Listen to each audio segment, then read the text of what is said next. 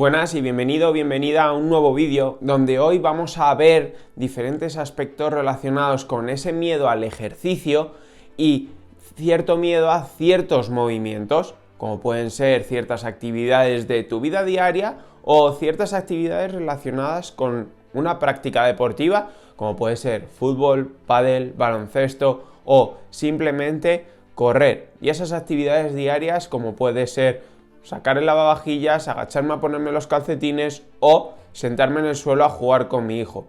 Vamos a ver cómo podemos gestionar ese miedo y por qué también ese aspecto mental nos va a afectar a la hora de realizar ciertas actividades, no realizarlas o poder o no poder hacerlas. Y al final ese miedo tampoco va a estar relacionado 100% con nosotros, sino que creencias que otras personas o otros profesionales nos han hecho creer es lo que va a producir que aparezca ese miedo y esa ansiedad ante diferentes ejercicios. Como siempre os recuerdo que tengo mi nueva newsletter donde la dejo debajo en la descripción, donde podéis suscribiros de forma gratuita y todos los jueves tendréis ese nuevo mail donde podréis poner en práctica las estrategias que aparecen ahí. Así que sin más, vamos con el vídeo de hoy.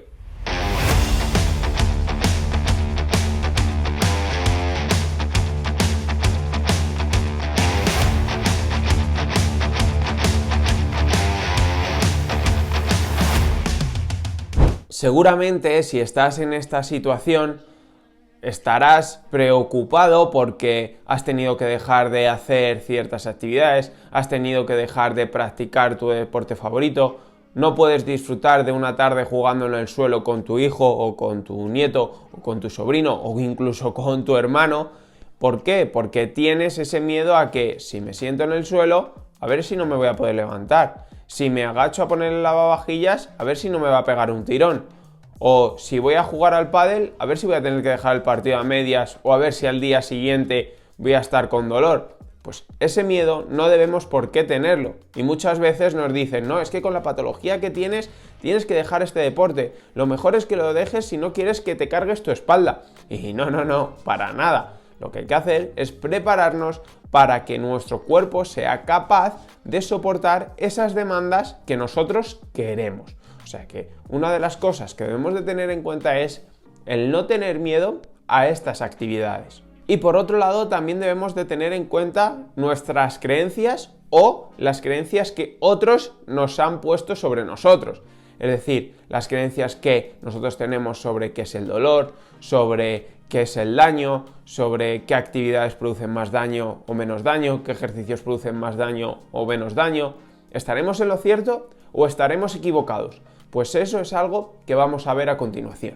Y también tengo que decirte que sentir ese miedo puede ser algo normal. ¿Por qué? Porque al final hay mucha información o mucha desinformación y también ese miedo es producido porque, tú has hecho ciertas actividades y te ha molestado. Entonces, ¿cómo no vas a tener ese miedo si lo has visto en tus propias carnes? Pero eso no quiere decir que no puedas volver a realizar ese movimiento que te produjo dolor, sino que en ese momento en el que te lo produjo y actualmente, seguramente ni tú ni tu cuerpo estéis preparados para hacerlo. Pero si se prepara adecuadamente, si se educa tu cuerpo, si al final quitamos ese miedo trabajando esa parte mental, está claro que la parte física va a ser muy importante, porque si yo veo que puedo entrar en ciertos rangos de movimiento, voy a estar mucho más seguro de mí mismo y voy a tener menos miedo, pero esa parte mental inconsciente que me predispone a no realizarlo o realizarlo con precaución, también es algo que debemos de tratar. Por lo tanto, es importante tratar este miedo desde los dos aspectos y sobre todo ese miedo a esas actividades. Por otro lado, también esa ansiedad que te produce es que mañana no me va a quedar más remedio que realizar esta actividad o que hacer este movimiento, coger esta caja o, por ejemplo, tener que cambiar una mesa de sitio, una silla de sitio porque así te lo va a pedir tu jefe o así lo vas a necesitar tú. Por lo tanto, esa ansiedad del día de antes además me va a afectar en que no voy a poder dormir adecuadamente y eso me va a afectar a mi dolor. Bueno, pues, ¿qué puedo hacer para mejorar esto? o para solucionar ya no solo el dolor, sino también esa ansiedad? Pues esto también lo vamos a ver. Como decía antes, otro aspecto muy importante es qué información es de verdad y qué información es errónea. Hay que saber diferenciar qué información es de verdad y qué información no lo es. ¿Por qué? Porque eso nos puede condicionar el resto de nuestra vida. ¿Y cómo sé que algo es de verdad o no es de verdad? Al final me tengo que fiar del profesional, pero que me fíe del profesional haciendo las preguntas como si fuera él el que está sufriendo el dolor. Porque aquí muchas veces te dicen, no, pues deja de hacer esta actividad, ¿vale? Y si es lo que más me gusta en el mundo, si es la actividad con la que yo me evado mi día a día, ¿qué hago? Oye, ¿tú en mi situación dejarías de practicarla o buscarías soluciones? Bueno, pues al final buscar también diferentes opiniones y no solo de la misma rama. Es decir, que no todas las opiniones sean médicas, que no todas las opiniones sean de un deportista de alto rendimiento, que no todas las opiniones sean de un fisio, sino que sean opiniones de diferentes aspectos, pues de un rehabilitador que haya conseguido mejorar a otras personas, de ese médico, de ese fisio, de diferentes ramas profesionales. ¿Por qué? Porque al final, por ejemplo, nos vamos a la rama del rehabilitador, por ejemplo, si tengo un rehabilitador que nunca ha conseguido mejorar a nadie en esa situación, te va a decir que no se puede. Si estás ante un rehabilitador que ha conseguido que todos hayan mejorado, te va a decir que sí se puede. Entonces, buscar diferentes opiniones dentro de diferentes ramas. Y otro de los aspectos más importantes es el tema de los mitos que hay alrededor de este dolor crónico o de estas patologías, como puede ser hernia, escoliosis, u otro tipo de patologías relacionadas con nuestra zona lumbar. Y es que muchas veces hay ejercicios prohibidos, actividades prohibidas o supuestamente prohibidos. ¿Por qué?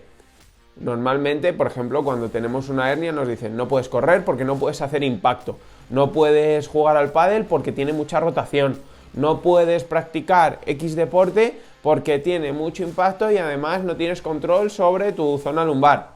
Vale, tú empiezas a decir, madre mía, es que no puedo hacer casi ninguna actividad porque aquí roto, porque aquí me flexiono, porque aquí me agacho, porque aquí la columna se me curva. Y al final, tanta información nos hace que nuestra cabeza explote y que tengamos ese miedo. Pero, por ejemplo, vamos a poner el ejemplo del impacto de ese peso muerto, que sería esa flexión de cadera, y del pádel, por ejemplo, con esas rotaciones.